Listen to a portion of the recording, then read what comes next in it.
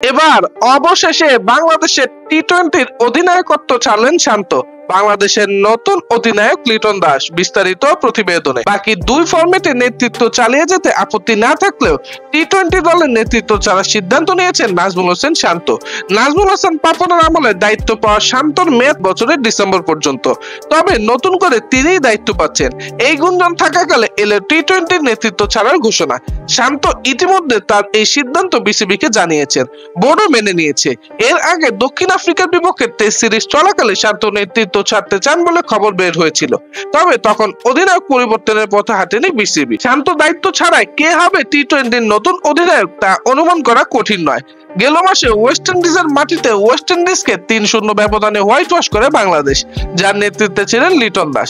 সেই সিরিজ শেষে লিটন জানিয়েছিলেন, দায়িত্ব দিলে টি-20 দলকে নেতৃত্ব দিতে প্রস্তুত তিনি। ওয়ানডের মতো টেস্টও শান্তকেই রেখে দেওয়ার হতে পারে নতুন বছরের অধিনায়ক হিসেবে। কারণ ব্যাট হাতে তেমন ছন্দে না থাকলেও শান্তর অধিনায়কত্ব নিয়ে প্রশ্ন তোলার সুযোগ কম।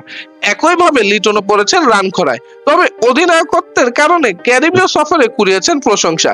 মূলত শান্তর চোটের কারণে এই সিরিজের নেতৃত্ব দিয়েছিলেন লিটন দাস, আর ওয়ানডে ও টেস্ট সিরিজের নেতৃত্ব দিয়েছিলেন মেহেদী হাসান মিরাজ। টি-20 দলে যার জায়গাটা পাকা না। সুপ্রিয় দর্শক, বাংলাদেশের নতুন ক্যাপ্টেন যদি লিটন দাসকে দেওয়া হয় তাহলে আপনার মতামত কি থাকবে তা অবশ্যই কমেন্ট করে জানাতে ভুলবেন না।